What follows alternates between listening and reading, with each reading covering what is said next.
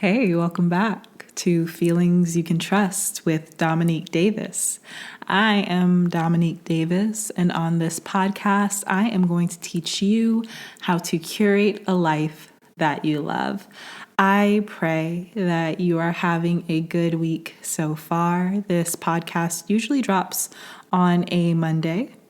So if you're listening to it when it drops, it's the beginning of the week, but I hope that you're having a wonderful Monday so far. I am currently closing the first winter semester of my graduate degree, and I would like to say that I am not overwhelmed.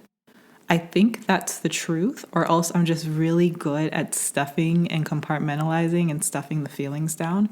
But I think I'm doing okay. I've had a couple of huge projects, and I still have a couple of papers and projects to do.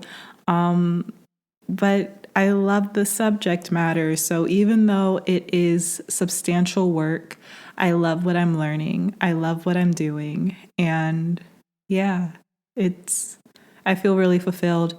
If you are a social worker, if you are a person who is into psychology or anything along those lines, and you read a lot of clinical research, if you could send me an email and give me some tips as to how you approach clinical research, reading clinical research, and deciding what information you want to take from it, because I'm currently in my first research class and it's just a whole nother ball of wax. I've never researched anything before. And I mean, I've used Google, but I've never used like scholarly writing and delved into academia to understand things and learn things. So if you are in my world of learning how to research through, journals, academic journals and things like that, please reach out and let me know how you go about reading research, because there's a lot of different ways you can go about reading research, and I would just love to know how you do it. But yeah, that's what's going on with me.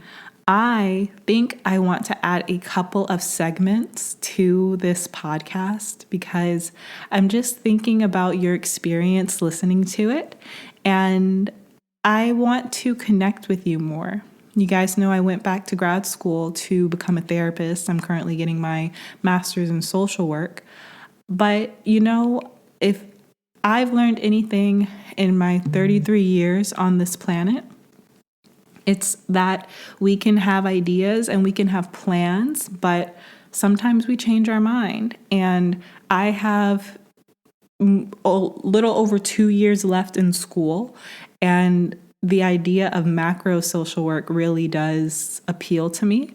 So I don't want to put myself in a box as a therapist. That's the plan. But, I could change. All I know is that I want this degree. That's all I'm focusing on. So that being said, on this podcast, I definitely want you to see me as your potential therapist, sure. But I also want you to see me as a person, as a human. And I think that it's even healthy when creating content to show different sides of yourself so that I don't project perfection, because I'm far from perfection. So segments to humanize me. That's the point. 2 segments I would like to introduce to the podcast. The first is, what am I reading? I love reading. I read all the time, and it's been really fun balancing reading with reading for school. But I gotta do it. I gotta do it because with all of what's happening in the world, I need to rest my brain on some escapism every once in a while. So I just finished Carrie by Stephen King. I'm a big Stephen King fan. I'm a big horror. I'm a big fan of the horror genre. I loved it. Right now, I am reading, for book club. Let's talk about book club. I'm currently a part of a book club that I started with my friend called Black Girls Love Smut, and we are currently reading Bride by Ali Hazelwood. So if you identify as a Black girl And if you also identify as a girl who loves smut, this is the book club for you. We are currently reading Bride by Ali Hazelwood. I literally have like 25 pages left. If you read this, you know how much happens in the last 60 pages. And I was so close to finishing it last night. And I was like, let me just put it down. Because the last 60 pages are so dense. So we're reading that in Black Girls Love Smut. I will make sure to link that in the description box if you would like to hop on our call it'll be a week after this airs. So if you think you could read Bride in a week, you can come to my book club. Come on. And then I'm reading, let's see, what's on my Kindle? I'm reading It's Waking Up. Please be patient with me. I believe it's called Why Has Nobody Told Me This? But I want to make sure that I say it correctly Why Has Nobody Told Me This Before? And it is by Julie Smith. Yeah, I just started this one.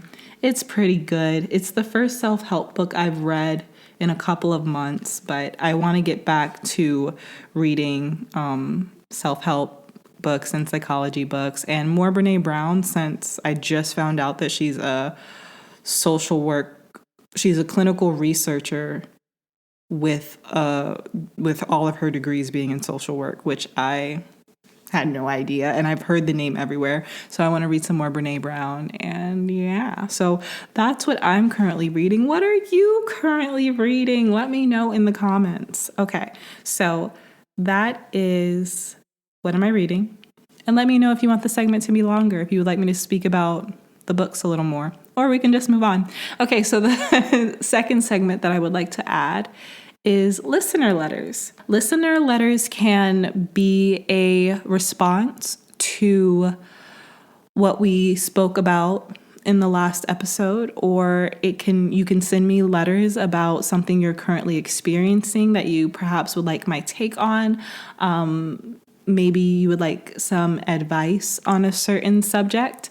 That's what listener letters are for. Maybe even you seeing something that was said on the podcast manifest in real life, just an opportunity to connect with the community on this channel. We used to be called the Bendy Bunch, and that was a really easy way to refer to the community. But I guess we got to think of a new community name, and we don't have to rush it. It'll come. But listener letters is just another way for us all to connect and recognize that we are not alone, and sometimes when we go through things, we can feel like we're the only one going through it. So when we connect through things like advice letters, we recognize that we all have our own drama. We are all victims of other people's ignorance, and sometimes people are victims of our ignorance. It happens to all of us constantly. So I just thought it would be a nice way to come together. If you would like to send a listener letter, you can send that to feelingsyoucantrust@gmail.com. I will be doing this little spiel for the next couple of episodes, and then hopefully we'll be able to start doing listener letters in maybe 5 episodes. We'll see. It depends on the demand. But so those are the 2 segments I would like to add. And now we can jump into the subject matter of the podcast. Before we jump in, we have to review the framework to building a life that you love. This framework includes 5 steps. The first step is getting out of survival. The second step is decluttering and organizing your mind. The third step is visualizing, seeing what you would like for your reality. The fourth step is going to be taking action. And the fifth step is going to be rinse and repeat. Because often after we take action, we are experiencing new circumstances. We find ourselves in the unknown. And often that puts us in survival. So we start the whole spiel all over again. So that's the framework. And today we are going to be discussing visualization, how to visualize. Visualizing is the bridge between cleaning up your mindset and taking action. If we do not clean up our mindset before we visualize, then we are likely to experience a lot of limitations within our visualization. And those limitations will come from fear. If we do not clean up our mindset, if we do not organize our mind to better understand the way that we would like to think, the parts of our mind that we haven't addressed, certain memories that we haven't processed, or certain characteristics, character traits that we haven't consciously decided do not serve us, all of that can impact the way we visualize our future. So this is why it's really important that we take the time to clean up and organize our mind before we jump right into visualizing what we would like for our reality. Insecurity stops a lot of us from visualizing lives that would truly make us happy, lives that we would truly love. When we are insecure about ourselves, when we are insecure about what we believe we can accomplish, that's going to translate directly into how I would like to live my next week, my next year, the next 10 years of my life. When I see myself over the next 10 years, that vision is directly impacted by how I feel about myself and what I believe I'm capable of, which is why we take the time to build ourselves up, recognize our internal strengths, and recognize who we are, all humans, worthy and capable of beautiful and amazing things. We recognize that about ourselves, and then we get into visualization, because when we understand who we are, and we also understand that we are worthy of lives that we love, that will translate into the vision that we see for ourselves. Now, on the back end, if we do not visualize before we take action, then we are taking action without having intention. A lot of us, when we think about creating lives that we love, we think about the end. We think about what the end looks like. And it's not a bad thing to focus on the outcome. It's not bad to know what you want your outcome to be, because ultimately that's what goal setting is, right? But what can inhibit us from truly realizing what that end picture is what can stop us from seeing the end with depth and clarity is not having intention. Because the picture of the end, the picture of the goal is two-dimensional.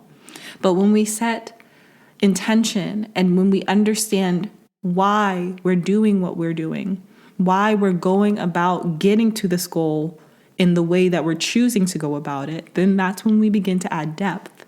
Because to get to the end goal, it's going to be a journey. It's not two-dimensional. It's a three-dimensional process. So to get there, we have to understand why we're doing what we're doing and the reason we're making the choices that we're making in order to get there. If we do not have a vision of how we intend to get to that point, then again, because of fear, we can take actions that we believe will get us to that point, but those actions don't ultimately align with the person that we want to be.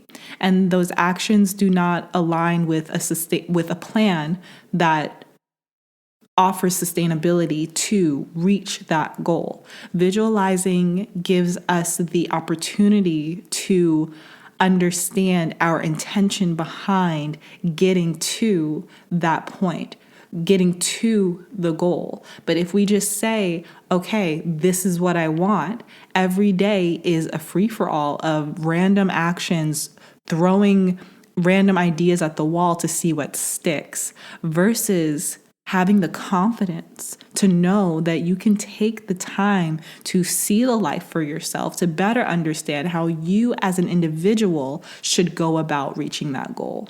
Because the way you're going to reach a goal is going to be different than the way your neighbor reaches a goal. So visualizing makes the experience unique to you and your identity. Okay, so this was the part that I was really excited about talking about. Visualizing is not just meditating and seeing your desired reality, right? I know that it says visual in it, so that means I gotta see it. I get that. But something that I've recently come to understand is that visualizing does not work the same for everyone. And many people who are neurodivergent are not naturally inclined to visualization. It can be difficult for people who are neurodivergent to create images and see them in their mind, especially images that are coming strictly from the imagination. So I wanted to break down a way to visualize without sitting in meditation and creating the picture in your mind, because not all of us have the ability to do that. And that does not mean that we cannot visualize.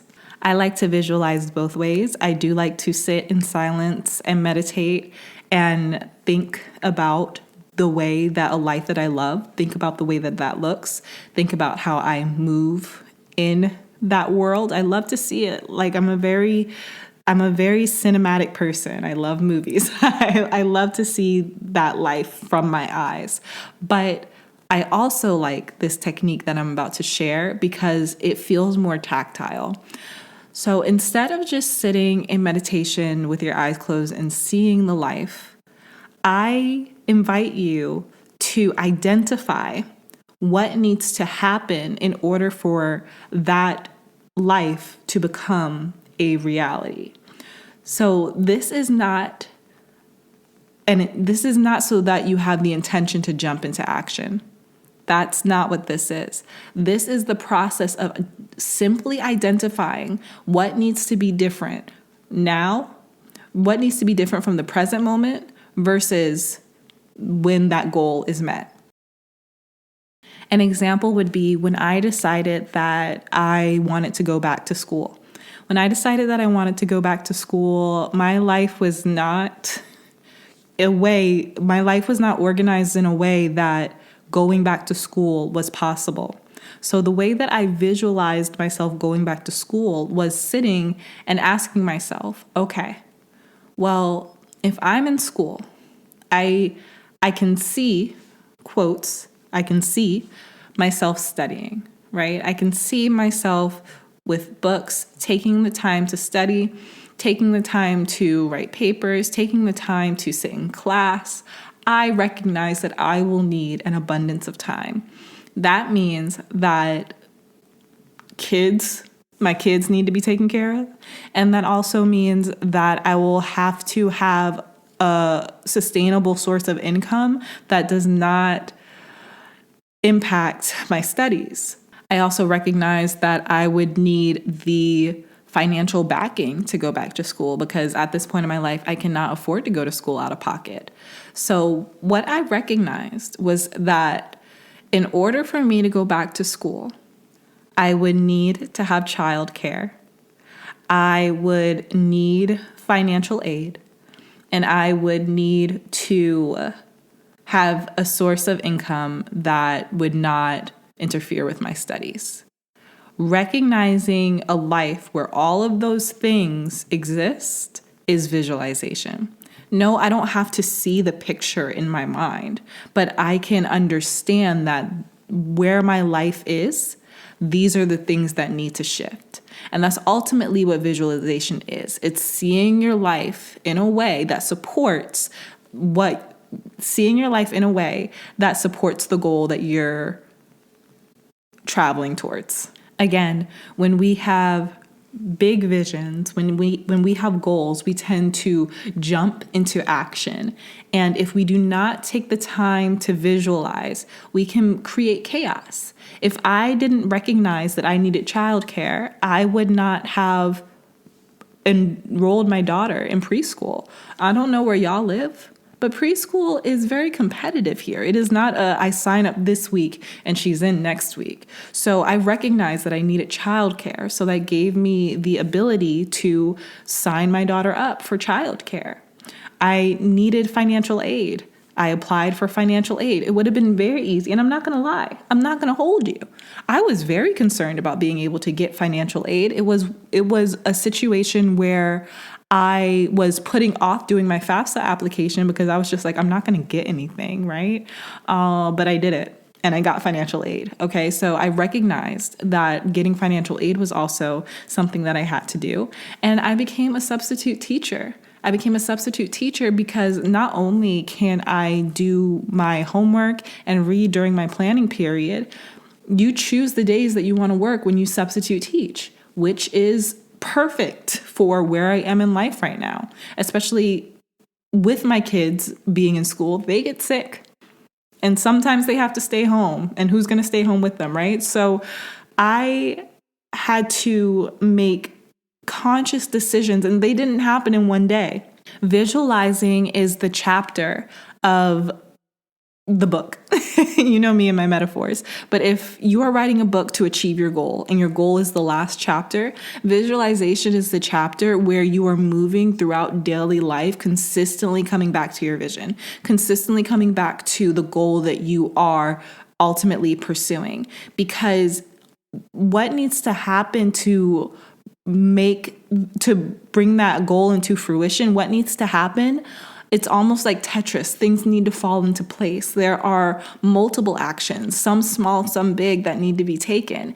And if we jump into action, we run the risk of ignoring the nuanced actions that have to take place. Visualization is a beautiful way, again, to add depth to that goal, to take the goal from being two-dimensional and making it three-dimensional so we better understand our goal as a reality, our goal as a three-dimensional reality that we are living in versus this is what I want, I'm going to get it. Applying for school was very emotionally taxing for me. I had a lot of limiting beliefs about myself. I had a lot of fear. I should maybe even make a separate video about it, but ultimately it was a desire that was divinely placed in my heart. It was one of those desires that are so big that obviously it would be easier for me not to go to school. Obviously, it would be easier for me to just get a job in marketing and to pay my bills and see my kids grow up and just chill, right? Like, I did not have to go back to school, but going back to school was a desire that was planted in my heart that bloomed. It was like a seed that was planted in my heart, and it bloomed into this beautiful vision of what the next 5 years of my life could be. And yes, there was a lot of fear. Yes, there was a lot of hesitation and, wanting to run away because, that's me. I identify with flight, and freeze. Those are my trauma responses. I run or I curl up in the fetal position. It's all me, baby. So I had a lot that I had to deal with. But ultimately, I recognized that my fear was a result of old programming. And I have been working with my old programs for such a long time that I was able to recognize that and turn it off. Just be like, hey, body, I'm safe. This is a safe thing. We will be okay. And because I have the muscle memory to recognize when I'm triggered and to recognize when I'm scared and I know how to regulate myself, it was a pretty simple transition from, freaking out all the time to, okay, well, there might be some roadblocks. I might not be able to go back to school this year, blah, blah, blah, blah, blah, and finding peace. It was easy for me because I've been learning myself for the last 10 years. That being said, if you have a goal and in the pursuit of the goal, your limiting beliefs and your fear begin to overwhelm you, that's an opportunity to put a bookmark in the book, close the visualization chapter, and go back to the decluttering, organizing your mind chapter, or maybe even go back to getting out of survival. Depending on what your fear is telling you, that's going to determine whether you're ready to pursue this goal. And no one wants to be told that they're not ready to pursue a goal. But I want the best for my listeners. And your goal is, I believe that your goals were divinely planted in your heart as well. But when we have fear programs in our mind, those fear programs can be very elusive, and they can impact the way that we think, and the way that you think determines your actions. So therefore, your fear is determining your actions. And pursuing a goal in a way that is fear-based is such a long, grueling, uncomfortable, and ultimately unnecessary road. So if you find that you are consistently in a heightened emotional states when pursuing your goal, and when you try to regulate yourself, it feels like more stuff comes up, I would suggest taking a day, taking a week, taking a month. It doesn't have to be forever. Honestly, a month is too long. I think 21 days of focusing on yourself can change your entire life. The thing is, we try to focus on ourselves for an hour and we say, nope, I'm done, never again. But I think 21 days of just focusing on yourself, whether that's, disconnecting from social media or turning off notifications and deciding to just focus on positive content and journaling and reading and meditation, it's life-changing because you get to learn yourself. Being able to level up, having the ability to level up and experience a new level of reality is solely dependent on you knowing yourself. Because like we said with the framework, when we experience something new, we get triggered because it's unknown. It's new to us. So being able to know yourself is the only way to expand in a way where you don't start to self-sabotage. You have to know yourself. So if it starts to feel like too much, there's no shame in saying, I'm going to put a bookmark and see what's going on with me. Why is there so much fear? Why is this so difficult? Because it doesn't have to be, but maybe there are some things that I need to work through, and it won't take 21 days for everyone. Like I said, I've been working on myself for the last 10 years. Let's be honest. If I look at my timeline, going back to school would have made sense a few years ago, but I had stuff I had to work on, right? It took me 10 years to get to this point. So I'm not saying that it's going to take 21 days for everyone, but when you recognize what your goal is in the season that you're in, right? Because it takes a few goals to get to the big goal. When you recognize the goal that you're pursuing in the season that you're in, recognize whether you're ready to go for it with optimism and faith, or whether it feels like every day is creating fear and anxiety around you disappointing yourself. Because your goal is not there to feel like someone holding a carrot in front of your face. That's not what a goal is. Goals are ultimately supposed to expand our realities. And a lot of times we can pursue a goal and decide that we want something else. It's not supposed to be that deep. So we're looking at whether we're fear-based or we're expansion-based. That will answer your question. Now, let's say that you've done the work. You don't need to put a bookmark in the book. That's where I was. I did not need a bookmark going back to school. I was at a place where I knew myself. I was all caught up, okay? And I knew that going back to school was my next step, but I was hesitant and had all the physical responses. What pushed me to get through the process of applying to school and putting my kids in childcare and starting to substitute teach, which is a whole thing, okay? Middle school and high school.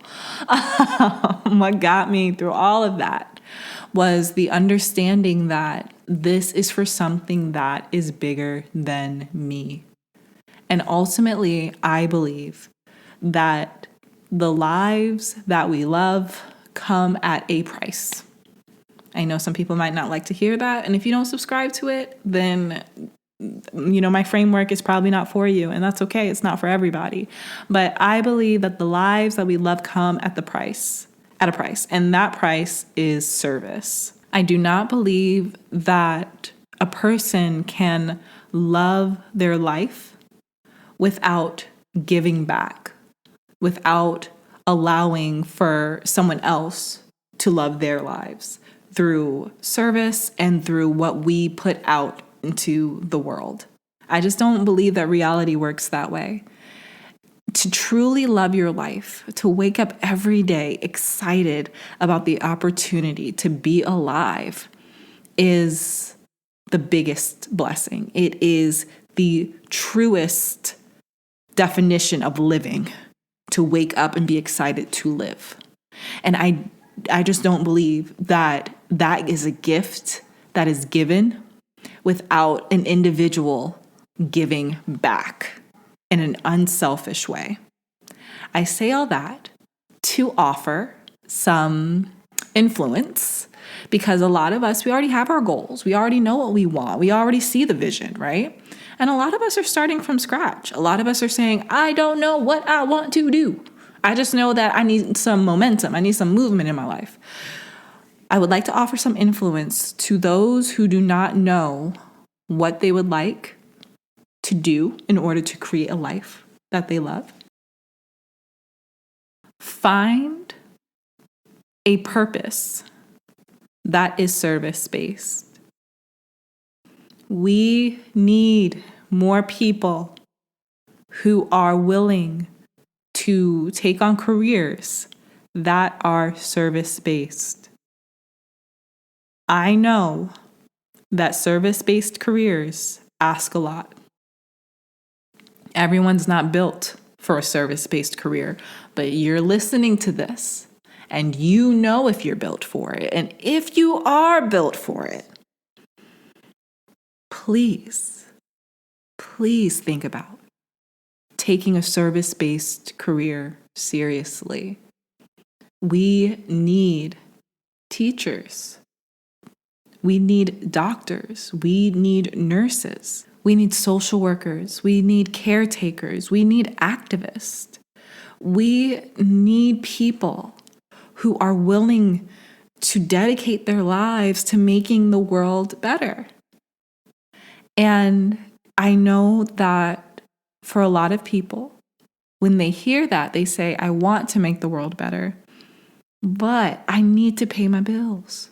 And more than that, I want to live a life where I'm doing more than just paying my bills. I want to live life abundantly. And to that I say, that is what the visualization stage is for. It is for setting the groundwork to say, I am going to do work that people need. I'm going to do the work that people need. And on the other side, also saying, I am also going to be paid very well for this work. Because there is a very popular paradigm that suggests that people who do work that's service-based do not get paid. And I've observed, especially in my cohort at school, that a lot of people have just resigned to not getting paid, to have resigned to just be benevolent caretakers to the world. And I think that that is a very selfless act. But I got kids, I have children, and I also have student loans. So I can't do that. And I also recognize, I've been told by professors that being paid well, specifically as a social worker, I don't know if I'm going to be a traditional social worker, but being paid well as a traditional social worker is possible. But it's a system that you have to navigate. So that being said, if it's a system you have to navigate, that means you have to have the intention to navigate the system, right? So that all comes from the visualization stage, understanding that you're going to do work that makes the world a better place, but also understanding that you expect nothing less than a certain lifestyle, a certain vision of how you will live, because there's nothing wrong with wanting to live a certain way. I know. People are just like, no, we have to not want too much. My ancestors were slaves. My ancestors built this country, okay? So that don't work on me. That does not work on me. This idea of like, you should be selfless and want nothing and want little. What I get, I'll give. I will consistently be generous. Why hoard things? Why hoard wealth? Like, give it away. But to say that the wealth shouldn't be directed to me, absolutely not. That's just silly. So that's how I feel about that. You do not, just because you are doing a service, have a service-based career, does not mean that you cannot provide for yourself. But it all comes from the visualization stage to understand how you will go about pursuing the right career for you. Okay, do something that matters. Do something that will change the world for the good. And you will find that the jumping into action starts to happen on its own. You will find that opportunities find their way to you. You will not have to think about the action to take. You will not have to think about, oh, what should I do in order to get to my goal? Because when you visualize and you open your mind to the different avenues that you can take to get to that goal, the avenues will be more clear to you, and you'll recognize them when they're right in front of your face. But that does not happen if you do not visualize, if you do not take the intentional time to understand how to navigate your way to your goal. It's an important step. It can't be skipped. Can't be skipped. I think a lot of people think the visualization is optional. It is not. It is not. My goodness. Well, that's another podcast. I hope that you enjoyed it. I hope that you enjoyed another episode of Feelings You Can Trust. Please send me a letter. Please send me a letter to feelingsyoucantrust@gmail.com. I would love to hear a letter from you and to answer your question and to give you a little bit of advice. Thank you so much for listening. Thank you so much for just supporting me and supporting this channel and supporting this podcast. I'm so grateful for you. I'm so glad to be back. I love you a lot. My constant expressions of love is one of the reasons why I'm just like, I don't know if I could be a therapist, because I cannot get off the horn without saying I love you. And you're not supposed to say I love you to clients. So that's one of my things. It's one of my things. But I'm learning. I'm growing. I'm going to be an adult. And it's going to be wonderful. But I'm not going to be an adult next week. But next week there will be another episode. So I will see you then. Have a great week. Bye.